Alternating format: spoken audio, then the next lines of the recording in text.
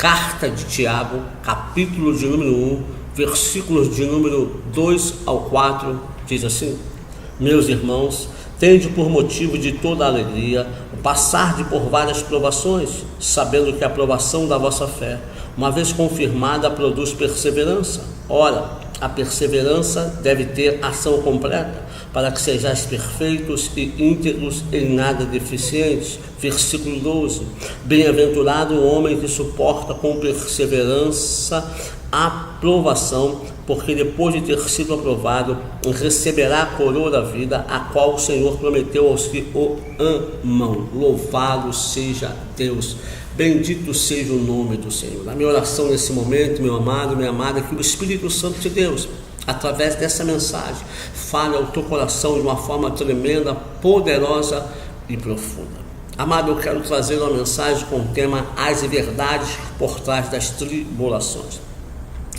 O apóstolo Tiago está afirmando, ele está declarando, ele está dizendo: olha, tende por motivo de muita alegria o passardes por várias provações. Esse texto na Bíblia, na nova linguagem hoje, diz: meus irmãos, sintam-se felizes quando passarem por todo tipo de aflições, pois vocês sabem que quando a sua fé vence essas provações, ela produz perseverança.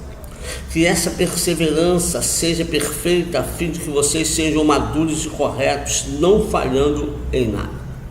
O que Tiago está dizendo, meu amado, minha amada, é que a provação, as aflições, as tribulações que enfrentamos na vida, elas têm um objetivo. As aflições, as tribulações, as provações não são causadas por Deus, embora Deus permita que aconteçam.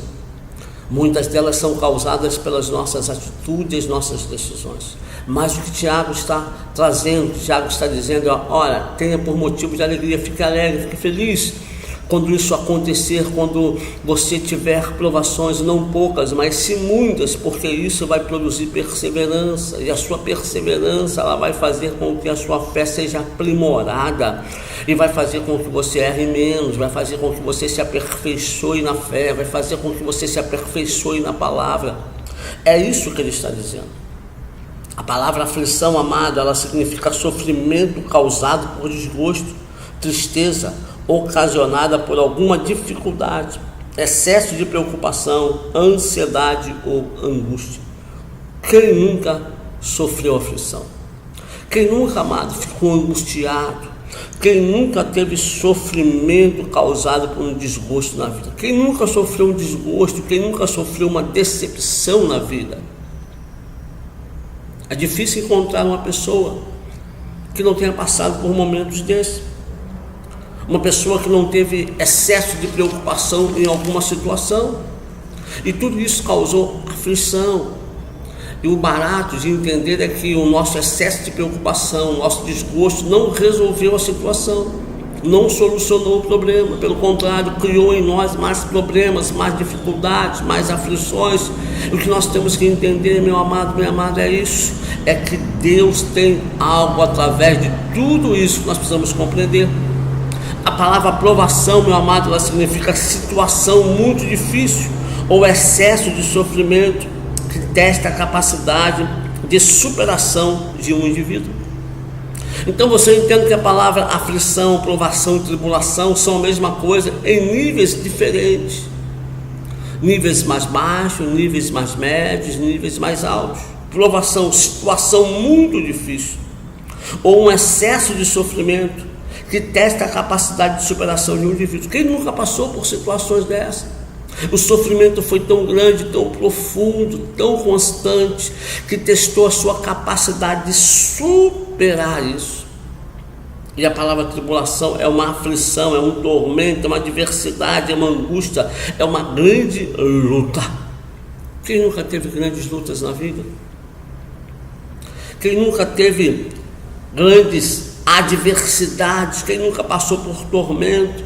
No Salmo 71, versículo 20, o salmista escreve: diz: tu que me tens feito ver muitas angústias e males, me restaurarás ainda a vida e de novo me tirarás dos abismos da terra. Esse mesmo versículo na nova linguagem de hoje diz: Tu me tens feito passar por aflições e sofrimentos, mas me dará forças novamente e me livrará da sepultura. O salmista está falando: Deus, o Senhor tem permitido, o Senhor tem me deixado passar por angústias, por aflições, por males. Mas o salmista abre a sua boca e declara: mas tu mesmo, tu me restaurarás, tu ainda me darás vida outra vez, tu me tirarás desse abismo, aleluia, tu me levantarás, louvado seja o nome do Senhor. Ele diz: tu me tens feito passar por aflições, por sofrimentos, mas o Senhor, tu, ó Deus, tu me dará força novamente, o Senhor me fortalecerá, louvado seja o Senhor, e me fortalecendo, o Senhor vai me livrar da sepultura, vai me dar vida outra vez. É isso que o salmista está dizendo, meu amado, minha amada. Agora, antes de eu falar das verdades por trás das tribulações, nós precisamos entender o que é provação e o que é tentação. Existe uma diferença muito grande de tribulação para tentação. Tentação é um estímulo ou uma indução a um ato que parece atraente, ainda que seja inapropriado ou contradiz alguma norma ou convenção social, sendo consequentemente proibido. Isso é tentação. Tentação é aquele desejo, aquele ímpeto que te impulsiona a fazer algo que é contrário a uma norma, que é contrário a uma lei. Agora, entenda bem, você ser tentado não significa cair, mas ceder à tentação. Portanto, a tentação, ela precede a queda. O ser tentado, tudo bem, enquanto Eva estava diante da árvore do fruto que não se devia comer, que Deus havia dado a palavra a Adão, e ela, enquanto conversava com a serpente, ela estava sendo tentada. Ela não havia pecado. Se aquele diálogo fica só no diálogo e Eva não age, não toma atitude, não decide fazer aquilo, seria só uma tentação. Mas quando ela observa, quando ela pega, quando ela come, sim, aí ela cedeu à tentação, e ao ceder à tentação ela caiu, ela foi destituída da glória do Senhor, da presença de Deus. Vamos esclarecer isso. Por exemplo, primeiro, não existe tentação arquitetada por Deus. Deus não arquiteta para a sua e para a minha vida nenhum tipo de tentação. Tiago nos fala isso no capítulo 1, versículo 13. Ninguém sendo tentado diga: de Deus sou tentado, porque Deus não pode ser tentado pelo mal e a ninguém tenta. Tentação não vem de Deus. Segundo, Satanás tenta para derrubar e Deus prova para honrar e fazer vencer. É diferente. Tentação e provação são diferentes. O diabo te tenta para derrubar você da presença de Deus, mas Deus te prova para fortalecer você, aleluia, e para fazer você vencer. Não existe tentação acima da nossa capacidade de resistência. Nenhuma tentação que venha sobre a sua ou sobre a minha vida, nós não somos capazes de resistir. Nós somos capazes de resistir a toda e qualquer tipo de tentação. É o que diz a Bíblia, não é a minha palavra, é a palavra do Senhor. 1 Coríntios 10, 13. Não veio sobre vós tentação senão humana, mas fiel é Deus, que não vos deixará tentar acima do que podeis. Antes, com a tentação dará também o escape, para que a possais suportar. Louvado e engrandecido seja o nome do Senhor. Meu amado, minha amada, escute bem. Quando nós cedemos à tentação, cedemos porque gostamos, cedemos porque queremos. Ela não é mais forte que você, não é mais forte do que eu.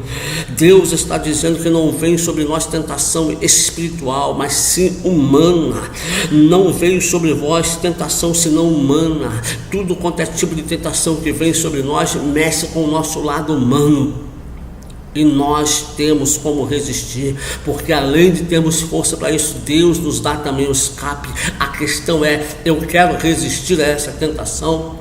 Nem todo mundo quer correr como José, pelo contrário, a maioria quer correr para o abraço de Potifar, da esposa de Potifar, melhor dizendo, para Patifa. Mas Josué correu, ou melhor, José correu. José não ficou, ele correu.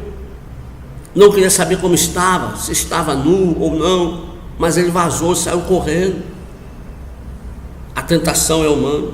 Quarto, não existe tentação na qual Satanás não esteja relacionado, pois a Bíblia o identifica como tentador. Tudo quanto é tipo de tentação, o diabo está envolvido. 5. Não existe tentação que não se relacione com algum dos nossos desejos. Por isso que ela é humana, porque ela está relacionada aos nossos desejos, aquilo que nós gostamos, aquilo que nós queremos, aquilo que mexe com a nossa vontade. É o que nós queremos. 6. Não existe tentação tão grande ou extravagante que não dependa da permissão de Deus para ser executada. Embora a tentação não provenha de Deus, para o diabo tentar a sua ou minha vida, Deus tem que permitir isso acontecer. Lembra de Jó? Deus estava reunido, o diabo aparece lá e Deus chama a atenção do diabo para Jó. E o diabo abre a boca e fala de Jó, e Deus fala, então vai lá, toca nele, arranca tudo que ele tem, mas não toca na alma. Deus permite o diabo tentar Jó. Agora que nós já esclarecemos as diferenças entre tentação e provação, nós vamos entender um pouco, do início ao fim, ao desfolharmos a palavra de Deus, nós vamos ver e encontrar homens e mulheres enfrentando tribulações, aflições e provações em níveis diferenciados. Quando você abre a Bíblia em Gênesis, vai Gênesis, Levítico, Números, Deuteronômio, e aí você vai entrando ali em todos os outros livros, Josué, você vai entrar nos reis, crônicas, os profetas, você vai passando, vai chegar em Apocalipse, depois de passar pelos evangelhos, pelas cartas, todos os livros, você vai encontrar homens e mulheres passando por aflições, tribulações e provações. Cada um no seu nível, cada um no nível mais elevado, no nível menos elevado, mas todos vão passar. Abraão, Isaac, Ana, Agar, Moisés, Josué, Pedro, Daniel, Paulo e João, e até Jesus, amado, tiveram suas noites escuras, seus dias maus. Mas, amados, escute bem, existem verdades por trás das tribulações que muitas das vezes nós não conseguimos enxergar, nós não conseguimos ver. Verdade por trás das aflições, verdade por trás das provações, que esses homens que passaram por elas sabiam ou encontraram, e nós precisamos encontrar, nós precisamos achar, nós precisamos descobrir. Amado, nós não enxergamos as verdades, sabe por quê? Porque nós acreditamos nas mentiras do diabo. Quando nós estamos em aflições, quando nós estamos em provações, quando nós estamos em tribulações, o diabo começa a contar no nosso ouvido algumas mentiras, e nós começamos a acreditar nessas mentiras, e por acreditar nessas mentiras, nós não conseguimos enxergar as verdades que esses homens, Abraão, Isaac, Ana, Agar, Moisés, Josué, Pedro, Daniel, Paulo, Jesus, encontraram nas tribulações. Quer ver? Quando você está em aflição, quando você está em angústia, quando você está em agonia, quando você está em provação, o diabo sopra no seu ouvido e fala assim: Deus te abandonou. Por isso que você está passando por isso, por isso que você está enfrentando dificuldades, por isso que você está com esse problema, é porque Deus te abandonou. Só que isso é uma mentira. A Bíblia diz que Deus não nos abandona. Lá em Deuteronômio 38 diz que Deus não abandonaria o seu povo. Já no Novo Testamento Jesus falou que estaria conosco até a consumação dos séculos. E para isso ele enviou o Espírito Santo, que está conosco em todos os momentos, embora nós não conseguimos senti-lo.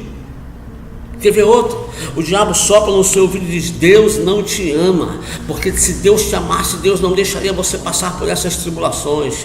Se Deus te amasse, Deus não deixaria você passar por esses problemas, por essas dificuldades. Mentira do diabo. A Bíblia diz, amado, textual da Bíblia, João 3,16, porque Deus amou o mundo de tal maneira que deu seu Filho unigênito para que todo aquele que nele crê não pereça, mas tenha a vida eterna. Deus amou o mundo.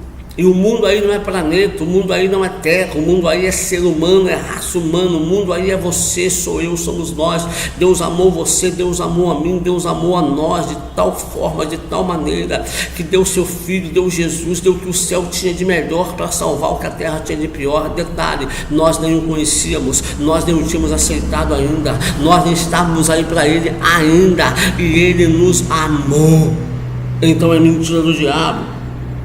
E a terceira que ele sopra, ele diz: você perdeu, você está derrotado, amado, você fracassou, mas a Bíblia diz, amado, em Romanos 8:37, que nós somos mais que vencedores em Cristo Jesus, por todas essas coisas, quais ele vem falando de tribulação, de angústia. O que nos separará do amor de Cristo é a morte, a dor, a angústia, a tribulação, a perseguição. Nenhuma dessas coisas pode nos separar do amor de Cristo, porque nós somos mais que vencedores em Cristo Jesus. Meu amado, é mentira do diabo. Se você está enfrentando uma tribulação, uma dificuldade, um problema, o diabo tem soprado na sua mente, no seu coração, dizendo que Deus te abandonou, é mentira, dizendo que Deus não te ama, é mentira, dizendo que você já fracassou, que você foi derrotado, é mentira do diabo.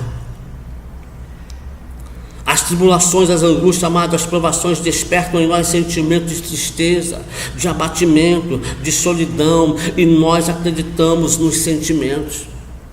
Sabe, esse é um dos problemas do cristão, acreditar nos sentimentos. Às vezes nós acreditamos que Deus está presente porque a gente se arrepia, e aí nós falamos, Deus está aqui, estou sentindo. Quando na verdade você não vai encontrar nenhum texto na palavra de Deus falando que a sua relação com Deus é por sentimento, e sim é por fé. Fé não se sente, fé se acredita. Escute, nada do que você faça mais, ou nada do que você faça menos, vai fazer Deus te amar mais ou Deus te amar menos. Isso é ilusão, isso é mentira do diabo, sabe? Olha, se você for todo certinho, Deus vai amar mais você. Se você for todo errado, Deus vai amar menos você. Isso é mentira. Deus nos amou antes de nós o conhecê-lo, antes, quando nós ainda éramos pecadores. O amor de Deus é o mesmo por você de antes e é o mesmo depois de você ter aceitado a Ele. A questão é que nós estamos ligados ao sentimento. Quando nós estamos em aflições, em tribulações, em provações, nós não conseguimos sentir certas coisas, nossos sentimentos estão para baixo, nossos sentimentos estão de derrota, estão de fracasso, e aí nós começamos a acreditar nesse sofrimento, que nós nascemos para sofrer, que nós nascemos para perder. O amor de Deus por você foi expresso na sua totalidade, na cruz do Calvário. A cruz representa a totalidade do amor de Deus por você e por mim. Veja bem, a altura da cruz significa que o amor de Deus foi até o céu por você. A largura da cruz significa que o amor de Deus foi aos quatro cantos da terra, do mundo, para abraçar todos. E a profundidade da cruz representa que o amor de Deus foi ao mais profundo, lá no inferno, porque ama você e a mim. O diabo, amado, ele procura nos desestabilizar, ele procura acabar com a nossa confiança, e para isso ele tenta roubar a confiança, e ele acaba, amado, tentando usurpar de nós, tirar de nós a nossa esperança. Sabe, diz uma história que diz que se uniu o fogo, a água e a confiança, e os três foram entrar na floresta. Mas antes de entrar na floresta, o fogo olhou para a confiança e para a água e falou: olha, se eu me perder, vocês me procurem onde tem fumaça, porque aonde tem fumaça, tem fogo. A água então falou: olha, fogo, olha, confiança, se vocês se perderem de mim, se eu me perder, vocês me procurem onde tem umidade, porque onde tem umidade tem água. E a confiança olhou para o fogo, olhou para a água e falou: olha, se eu me perder de vocês, vocês nem me procurem, porque uma vez perdida a confiança, tudo se acaba. E o diabo sabe disso. Então o que o diabo tenta? Ele tenta arrancar de você a sua esperança, a sua confiança. E por isso ele mexe nesses sentimentos que nos desestabilizam com as provações, com as tribulações e com as aflições, porque se ele arrancar a tua esperança, ele acaba com a sua confiança. Sabe, eu escutei uma definição de fé tremenda entre fé e esperança. O que é fé, o que é esperança? A esperança, meu amado, é eu poder hoje, no meu presente, escutar a música que vai tocar no meu futuro. Isso é esperança. Eu estou hoje aqui, mas eu estou ouvindo a música do meu futuro tocar. E fé, pastor, o que é? Fé é eu dançar essa música hoje no meu presente. Aleluia. Então, meu amado, aguça o seu ouvido, comece a ouvir a música da tua esperança no teu futuro. Não está no seu presente ainda, mas o seu futuro está intacto, e tem uma música tocando lá. E a fé, comece a dançar essa música hoje. Comece a dançar, vai bailando nessa música através da fé e da esperança, porque Deus é fiel. Amado, hoje Deus está te dizendo: eu sou o Deus da tua esperança. É isso que Deus está te dizendo: olha, eu sou o Deus da tua esperança. Eu sou o Deus da tua esperança. A Bíblia diz, amado, há esperança para o teu futuro. Jeremias 31:17 nos fala isso. Há esperança para o seu futuro. Jeremias 29:11 diz: eu é que sei os pensamentos que tenho a vosso respeito, são pensamentos de paz e não de guerra, para vos dar o fim que desejais. Louvado seja Deus. Deus não está contra você, Deus está a favor de você. Vamos entender então agora as verdades por trás das tribulações. Nós enfrentamos alguns tipos de tribulações. Nós enfrentamos alguns tipos de dificuldades. Escute bem, preste atenção, meu amado, no que eu vou te dizer. Veja bem, as tribulações no deserto. Quantos de nós não enfrentam desertos? Quantos de nós não passam por dificuldades? Quantos de nós não enfrentam um problema desse tipo? Êxodo 13, versos 17 e 18 diz assim: quando o faraó deixou sair o povo, Deus não os guiou pela rota da terra dos filisteus, embora este fosse um caminho mais curto, pois disse: se eles se defrontarem com a guerra, talvez se arrependam e voltem para o Egito. Assim o Senhor fez o povo dar a volta para o deserto, seguindo o caminho que leva ao Mar Vermelho. Os israelitas saíram do Egito preparados para lutar. Escute bem, Deus estava arrancando o povo do Egito. Havia um caminho mais curto para que eles chegassem no objetivo deles, mas esse caminho mais curto tinha guerra. Tinha um povo no meio do caminho chamado filisteu que ia lutar contra eles, e Deus, conhecendo o coração do seu povo, disse que eles iam desanimar e iam voltar para o Egito por causa disso. Então Deus traça uma outra rota, um outro caminho, e esse outro caminho, essa outra rota passava por um deserto. Você sabe, meu amado, que o deserto é um lugar bom de viver. Deserto não é um lugar bom de atravessar. Ninguém gosta de atravessar, passar, viver no deserto. Mas o povo de Israel precisava passar pelo deserto. Então Deus traça um caminho mais longo, mas um caminho pelo deserto. Porque Deus não queria que eles retrocedessem. E no deserto Deus iria ensiná-los algumas coisas e se manifestar grande e poderosamente. Assim também é na nossa vida. Sabe o que eu entendo aqui? Eu entendo que muitas das vezes nós estamos fugindo do nosso deserto. Nós fazemos de tudo para não entrar no deserto. Está certo, você não deve entrar no deserto por conta própria, mas nesse caso aqui Deus os levou para o deserto. Eu disse para você que Deus não tenta ninguém, mas Deus prova. Deus pode deixar situações acontecer na nossa vida que vão nos provar, e o próprio Deus pode nos guiar e nos levar para o deserto. Aqui Deus estava levando o povo de Israel, o povo que ele estava livrando do Egito. Deus os introduz no deserto e Deus está andando com eles. Então, meu amado, eu não sei qual o deserto que você está enfrentando hoje, mas eu sei de uma coisa: de repente você está pensando em fugir, de repente você está pensando em retroceder, mas Deus está dizendo: não fuja desse deserto, não retroceda, avance, eu estou com você nesse deserto. Amado, o deserto é lugar de direção de Deus, sabe? Muitas vezes nós não estamos no deserto, nós estamos no oásis, mas nós estamos sem direção. Nós não sabemos o que fazer, para onde ir, como agir, como ser, como fazer. Não, mas no deserto Deus direciona o seu povo. Aleluia, louvado seja o nome do Senhor. Meu amado, nesse deserto Deus vai direcionar você. Aquieta o teu coração, acalma o teu coração. As tribulações no deserto existem, mas você não está sozinho. Deus está com você nessa tribulação. No deserto, meu amado, sempre Deus estará por perto. Quando nós estamos nas tribulações do deserto, Deus sempre estará por perto. O diabo, no meio da tribulação do deserto, ele vai gritar no seu ouvido, vai falar: ó, você vai morrer nesse deserto. Deus trouxe você para esse deserto para você morrer, mas não acredite nessa mentira. Deus sempre vai estar por perto de você no deserto. Lembra da nuvem, da coluna de fogo? Durante o dia Deus se manifestava como uma nuvem, cobrindo e protegendo eles do sol e do calor exaustante. À noite, no frio assustador, Deus se manifestava numa coluna de fogo, aquecendo eles e os livrando dos animais peçonhentos do deserto que atacam à noite. Agora aprenda uma coisa: é melhor o deserto com Deus do que o oásis. sem Deus. É melhor o deserto com Deus do que o oásis sem Deus. Sabe por quê? No deserto, Deus tem poder de transformar o deserto em um oásis se Ele quiser. Mas o oásis sem Deus pode secar.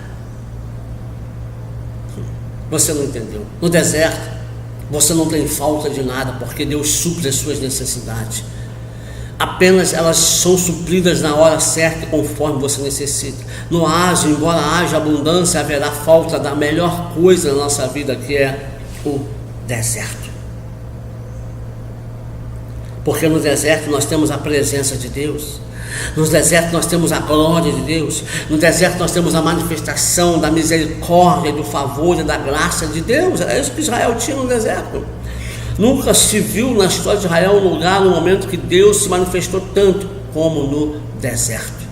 Sol, fogo, água, maná, carne, as roupas não se gastaram, coisa maravilhosa e tremenda Deus fez com eles no deserto. O deserto é lugar de provisão. É no deserto que Deus provê, meu amado. Deus entrou com providência na vida daqueles homens e mulheres e não lhes faltou nada o tempo todo que eles estavam no deserto. Milagres de Deus acontecem no deserto. É no deserto, amado, que Deus fala e prova o seu amor pela sua vida.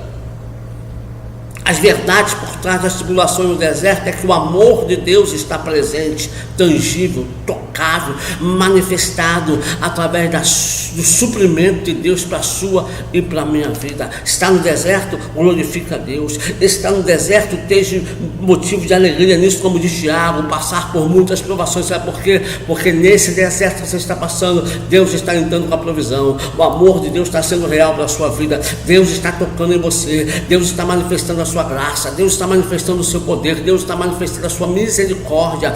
Levante a sua mão, exalte, glorifique, magnifique o nome do nosso Deus, que é tremendo e maravilhoso. Aleluia. As verdades por trás das tribulações do deserto é que o amor de Deus se manifesta nas provações do deserto. A segunda verdade, amado, as verdades por trás das tribulações nos vales. Deus tem duas salas de aula, eu costumo ensinar isso: deserto e vale, para nos ensinar. No deserto, Deus nos ensina a depender dele, porque no deserto, Deus entra com a provisão na hora certa. Eclesiastes se cumpre a um tempo determinado para todas as coisas debaixo da terra. Você vai ter fome, mas vai comer só na hora que vai ter fome, vai guardar só o necessário para aquela refeição, porque a próxima Deus vai prover. Você vai ter frio, Deus vai esquentar você no frio. Você vai ter calor, Deus vai refrescar você no calor. Deus vai suprir suas necessidades de acordo com o momento e a hora e a sua necessidade. Deus não vai te dar de sobra, em abundância.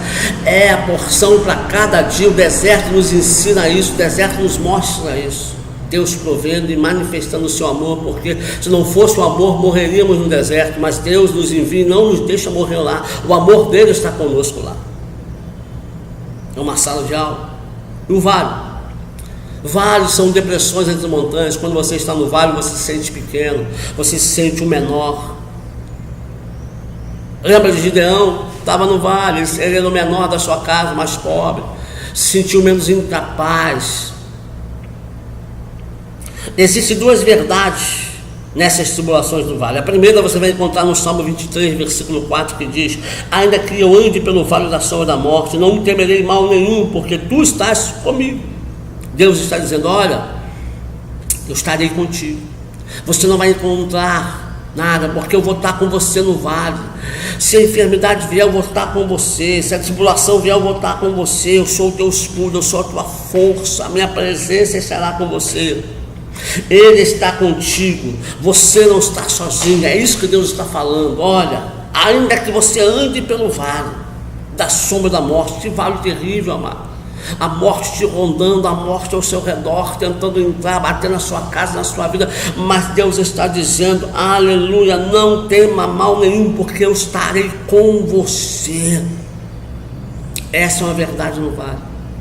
A outra verdade eu encontro em Ezequiel 37:4, quando a palavra de Deus me diz assim: disse-me nele, profetiza a estes ossos e diz-lhes: ossos secos, ouvi a palavra do Senhor.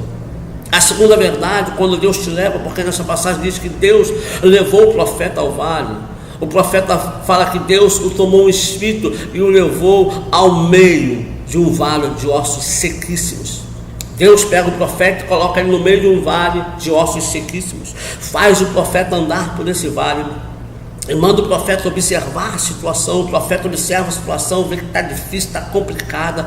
E Deus faz uma pergunta a ele: pode esses ossos retornar à vida? E o profeta, que não é bobo, que conhece Deus, fala: eu não tenho essa capacidade, mas Senhor, tu é Deus, tu que sabe das coisas, o Senhor resolve. Deus então ensina o profeta a profetizar. Muitas das vezes somos conduzidos por Deus ao deserto, ao vale, para aprendermos a profetizar. Quando eu falo profetizar, eu não estou falando o dom de profecia, aquele que você é tomado e fala: eis aí que eu te digo, isso, aquilo outro, ou assim diz o Senhor. Não, não é esse dom. Isso é dom de profecia que é dado pelo Espírito Santo. Eu estou falando a profetizar a palavra de Deus, porque a palavra de Deus é a maior profecia que existe. E nós, como crentes, como servos de Deus, como leitores da Bíblia, não sabemos usar essa palavra. Essa palavra diz que quando ela é liberada, ela não volta vazia. Aquilo ao qual ela foi liberada, ela vai realizar. E por que nós, que somos detentores dela, devemos estar com ela na tábua do nosso coração, guardada em nossa mente, manuseando essa espada muito bem? Não sabemos profetizar essa palavra, e muito menos o poder que ela tem. Se você não se lembra, eu vou relembrar a sua mente. Deus criou todas as coisas pelo poder da sua palavra. Quando você abre em Gênesis capítulo 1, você vai ouvir Deus falando: haja luz, e houve luz. Você vai ver Deus dizendo: haja separação, e houve separação. Produz a terra, e a terra produziu. Produz as águas produziram. A palavra de Deus é viva, ela é poderosa, ela produz vida, mas nós não sabemos profetizar. É isso que essa passagem está ensinando ao profeta. Ezequiel profetiza esse vale, diz a esse vale: vale de ossos secos, ouvi a palavra do Senhor, retorne à vida. E o profeta olha para Deus: é isso que eu tenho que fazer? É, Ezequiel, fale só isso, o resto é comigo, porque quem tem que fazer com que a palavra se cumpra não é você, Ezequiel, sou eu. O seu papel é profetizar a minha palavra. Sabe o que acontece, amado? Nós abrimos a boca na nossa casa para profetizar maldade, para profetizar destruição, para profetizar desgraça. Falamos que nossos filhos não prestam, que não vão dar em nada, e nós estamos profetizando sobre a vida dele. Isso vai acontecer. Mas nós temos que aprender a abrir a nossa boca na nossa casa, na nossa família, na nossa comunidade, começar a profetizar a palavra de Deus, a dizer que é uma bênção, a dizer que vai ter transformação pelo poder do nome de Jesus, a dizer que aquele vale de ossos secos, que a comunidade que você vive, ela vai retornar à vida, porque a unção vai descer sobre aquele lugar. Oh, louvado seja o nome do Senhor. Deus fala para o profeta então abre a boca e fala: vale de ossos secos, ouvir a palavra do Senhor, retorne à vida. E o resto você sabe, eles começaram a se mover, a se movimentar e retornar, a se formar outra vez. Você só tem que profetizar, falar a palavra. Quem convence é o Espírito Santo, quem age é o Espírito Santo, quem age é o poder de Deus. O seu papel, o meu, é abrir a boca e profetizar a palavra de Deus. O diabo sopra no seu ouvido e fala que a sua casa não vai ser salva porque o seu marido está nas drogas, seu filho está bebendo, tudo está perdido. E você acredita e fecha a sua boca. O que o diabo quer é que você feche a boca, porque o diabo conhece o poder da palavra, da profecia da palavra. Você deve abrir a sua boca e falar: diabo, você está enganado, a minha casa vai ser salva, porque a palavra do Senhor diz que se eu creio no Senhor Jesus, eu e a minha casa será salva. E eu creio no Senhor Jesus, Ele é o meu Senhor, o meu Salvador, o dono desta casa. A minha casa será salva, Satanás. E você vai aplaudir, você vai ver isso acontecer, você vai ter que bater palma para o meu Deus. Ousadia. Ousadia. Ousadia. Sabe, amado, às vezes no vale nós somos levados no vale para aprender que nós não somos nada. Somos levados no vale para aprender que é Deus que é na nossa vida, que se não for Deus na nossa vida agindo, nós não chegamos a lugar nenhum. Tem muita gente que acha que está num pedestal, que alcançou um patamar de altura por causa da sua capacidade, do seu poder, da sua eloquência, da sua intrepidez. Ei, você está enganado, desce desse pedestal, entra no manto da humildade. Se você chegou ou não chegou, foi porque Deus o permitiu chegar. Agora, é Deus que abate os exaltados. Assim como você está em cima hoje, na boa, Deus pode fazer você cair lá para baixo. O mundo dá volta, ele gira, querido. Agora, se você se manter no manto da humildade, dizer, não, é Deus que me colocou, tudo vem de Deus, tudo é para o Senhor, é Ele, você vai se manter aí. Então acorda. A verdade por trás das tribulações no vale são essas. A primeira, Deus está dizendo para você, estou contigo, não vou te abandonar. Se for no vale da morte, eu vou estar com você. No vale da sombra da morte, eu vou estar com você. No vale da enfermidade, eu vou estar com você. No vale da decisão, eu vou estar com você. Mas olha, no vale também, eu vou ensinar você a profetizar. Eu vou ensinar você a abrir a sua boca e declarar a minha palavra, e as coisas vão acontecer na sua vida. E a terceira verdade sobre as tribulações, amado, nós encontramos aqui, tribulações, nas tormentas e tempestades. Quem nunca passou por tempestades na sua caminhada? Quem nunca passou por tormentas na sua trajetória espiritual, tormentas no casamento, tempestades no casamento, na relação familiar? Eita, coisa complicada é a relação familiar, não é verdade? Mas família é bênção, mano. É projeto de Deus. Não existe família perfeita, existe família abençoada, e a sua, eu profetizo, é uma família abençoada. Tormentas são tempestades violentas, grandes perturbação, desordem, agitação, sabe? Aquela tormenta que veio sobre a sua vida e agitou de tal maneira que hoje você não sabe onde é em cima, onde é embaixo, onde é norte, onde é sul, para onde vai, para onde vem. Você perdeu o rumo da sua direção. Sabe o que é isso? Eu sei o que é isso. Já aconteceu comigo. Você vem muito bem navegando no seu barco tranquilo, ventos moderados soprando a teu favor. De repente você não sabe de onde veio, soprou um sudoeste, bagunçou todo o mar, sacolejou a tormenta, a chuva. Você não enxergava um palmo na sua frente, quando tudo tirou você do rumo, bagunçou a sua vida toda. Você não sabe nem de onde está vindo, nem de onde vai mais, muito menos aonde está agora. Só que o Salmo 107, versículo 28 e 30 diz assim: então clamam ao Senhor nas suas tribulações, e Ele os livra das suas angústias, faz cessar a tormenta e acalma as ondas. Então se alegram com a bonança, e Ele assim os leva ao porto desejado. Louvado seja Deus, glorificado e exaltado seja o nome do Senhor. Glória a Jesus, bendito é Deus. Meu amado, minha amada, escute bem. A Bíblia está dizendo que nós podemos estar navegando no nosso barco, num rumo tranquilo, mas a angústia da tribulação vem nos afligir, a tormenta nos pega, nos tira no rumo da direção. De repente está acontecendo com você, está ouvindo essa mensagem, você estava navegando tranquilamente, achando que ia chegar num lugar, com a sua trajetória traçada, mas do nada, não foi pelo que você fez, você não cometeu nada, digamos assim, de errado, não, você estava correto, buscando a Deus, seguindo o caminho de Deus, mas o vento veio, amado, de uma forma terrível, bagunçou a sua vida, a tormenta aconteceu. A Bíblia diz que eles clamam a Deus nas suas tribulações. O segredo é clamar a Deus, e Deus os livra das angústias. Antes de Deus cessar a tormenta, a primeira coisa que Deus faz é livrar você da angústia do seu coração, porque a angústia mata, sabe? Não adianta Deus cessar a tormenta se o seu coração continuar angustiado.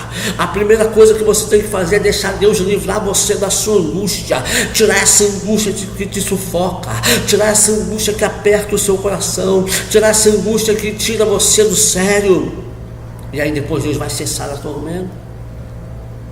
Eu lembro que os discípulos estavam indo atravessar o mar da Galileia debaixo de uma ordem de Jesus. Jesus falou: vai lá, pega o barco, atravessa o mar da Galileia, que eu vou orar, depois eu encontro vocês lá. E eles fizeram, obedeceram, estavam na direção de Deus. E a Bíblia diz que no meio da tormenta, por volta da madrugada, altas horas, começou a soprar um vento contrário, e o barco parecia que ia afundar. Mas dali havia homens experientes com barco, Pedro e outros estavam ali, João, sabiam pescar, entendiam de barco, de rede, mas o barco estava balançando de uma tal maneira que eles achavam que iam afundar, iam naufragar.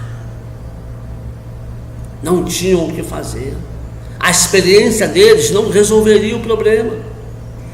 A destreza deles em mexer com rede de barco não resolveria. Há situações na nossa vida, mas que o nosso conhecimento não resolve, a nossa destreza não resolve, a nossa capacidade não resolve. Não tem nada que possamos fazer, o nosso barco vai afundar. Não adianta, nada que você estudou, que você saiba, que você viveu, pode resolver aquele problema. A tormenta é muito forte, o vento é muito contrário. E eu aprendo aqui que mesmo estando na direção de Deus, no propósito de Deus, eu posso enfrentar isso. Eles estavam assim, de repente você está assim também hoje, mas escute bem, deixa eu dizer algo para você. Clame a Deus. Oh, aleluia, clame a Deus, comece a clamar a Deus, comece a invocar o nome do Senhor. Fala: Deus, estou aqui. Deus, não deixe meu barco afundar. Deus, meu coração está angustiado. Deus, a angústia está me sufocando. E Ele virá sobre ti, meu amado. Eu já posso sentir a unção do Espírito Santo vindo sobre a sua vida nesse momento. Virá sobre ti, virá sobre ti, virá sobre ti, virá sobre ti a unção do Espírito Santo. Ele vai arrancar de você essa angústia, e aí Deus vai cessar a tormenta. Aleluia, louvado seja Deus. Quando a tormenta cessar, vai acontecer algo inacreditável. Você não vai estar sem rumo, você não vai estar sem direção, você não vai estar sem propósito. Sabe por quê? Porque Deus vai fazer você navegar em águas tranquilas até o porto desejado por você. O que acontece quando as tormentas passam? Nós perdemos rumo de direção, não sabemos onde estamos, mas com Deus é diferente. Quando Deus age nas tribulações, nas aflições, nas tormentas, nas tempestades, quando elas passam, amado, escute bem, nós não perdemos o rumo. Agora é importante que às vezes as tormentas aconteçam, é importante que às vezes a tempestade venha, para que possa nos sacolejar, nos sacudir e nos botar no eixo outra vez. E aí Deus age e nos direciona até ao porto desejado. Eles estão no meio do mar, atormentados, vem um vento forte, aleluia, mas Deus acalma esse vento. Deus fala: acalma-te, vento, acalma-te, mar. Nesta hora Deus está entrando com a providência, e Ele está mandando esse mar agitado da sua vida se acalmar. Ele está mandando esse vento agitado do seu coração parar e cessar. Ele está dizendo: águas, fiquem tranquilas, para que meu servo e minha serva navegue em águas tranquilas, porque eu os levarei ao porto desejado. Lembro-me de Noé. Gênesis capítulo 6 ao 9 fala de Noé. Deus manda ele construir uma arca, você sabe aquilo tudo. E quando ele entra na arca, Deus fecha a porta, a chuva começa a cair. A Bíblia diz que desaguaram águas de cima e de baixo, todas as fontes foram abertas, choveu ferozmente durante 40 dias e 40 noites. Uma tormenta assustadora encheu toda a terra. Quando a tormenta acabou, a arca balançava para lá e para cá, sem rumo e sem direção. A arca ia para a direita, a arca ia para a esquerda, a arca ia para trás, a arca ia para frente, sem rumo, não tinha uma direção. Mas em Gênesis capítulo 8, versículo 1, diz a Bíblia: lembrou-se Deus de Noé, e Deus fez passar um vento sobre a terra, e aquietaram-se as águas. Lembrou-se Deus de Noé. 150 dias haviam se passado. A arca balançava para lá e para cá, ia para frente, para trás, não tinha rumo, não tinha direção. Você pode estar assim, sem rumo, sem direção. De repente a tormenta já passou, mas a tormenta deixou você sem rumo, deixou você sem direção, você não sabe o que fazer. A Bíblia diz que Deus lembrou-se de Noé. E ao lembrar de Noé, Deus fez passar um vento. Ao passar o vento, Deus sossegou a água. Quando Deus quer agir, meu amado, em nosso favor, Ele entra, Ele age de uma forma tremenda, que até o vento Ele usa para nos abençoar.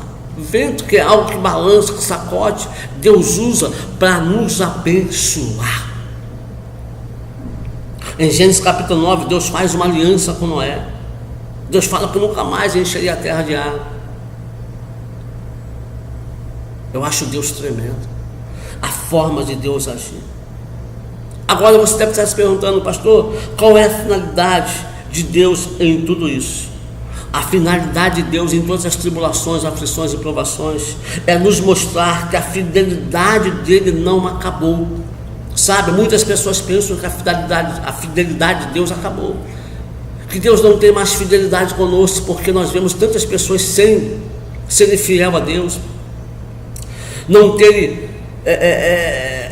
ação fiel ao Senhor, trocam Deus por qualquer coisa. Nós achamos que a relação de Deus conosco é a mesma coisa. Não, a fidelidade de Deus por nós ainda existe, e através dessas tribulações, aflições e provações, Deus vai demonstrando que Ele é fiel a você, que Ele é fiel a mim, que Ele é fiel a nós, que Ele é fiel ao seu povo, que Ele é fiel à sua igreja.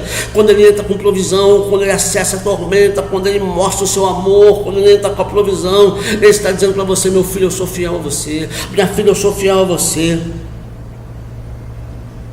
Louvado seja Deus, bendito seja o Senhor. Deus está dizendo: olha, no meio de tudo isso, amado, o seu esconderijo é embaixo das minhas asas, a sua casa é edificada na rocha, nenhum vento pode te derrubar. Aleluia, nele você encontra o seu lugar, em Deus você encontra o seu lugar. O seu lugar de descanso, amado, é embaixo das asas do Senhor. Ali você está abrigado, ali você está seguro. O mal não pode te alcançar, não pode chegar. Essas tribulações, amado, não vão te vencer. As tribulações no deserto, as tribulações no vale, as tribulações na tormenta, elas não vão vencer você, elas não vão acabar com você, elas não vão derrotar você. Por isso que eu quero orar com você nesse momento. Você que ouviu essa mensagem, você que sentiu Deus falar com você, eu quero orar junto contigo. Senhor, nós te louvamos nesse momento, nós te glorificamos, porque Tu és o Deus da nossa vida, o Deus que nos comprou, o Deus que nos guardou, o Deus que nos livrou, que nos sustentou com o Seu amor e o Seu poder.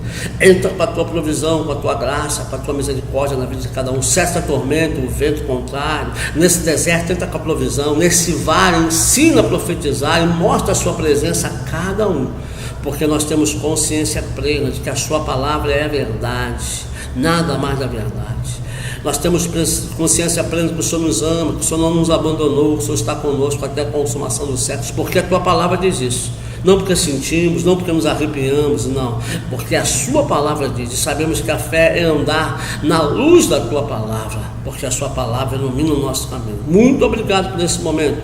A minha oração é para que o Senhor abençoe cada um que está ouvindo essa mensagem, aonde ela chegar, que quebre cadeias, que liberte vidas, que liberte corações, e que opere grandes sinais e maravilhas, em nome de Jesus. Amém. Deus te abençoe, meu amado. Deus te abençoe, minha amada. Fique na paz do Senhor.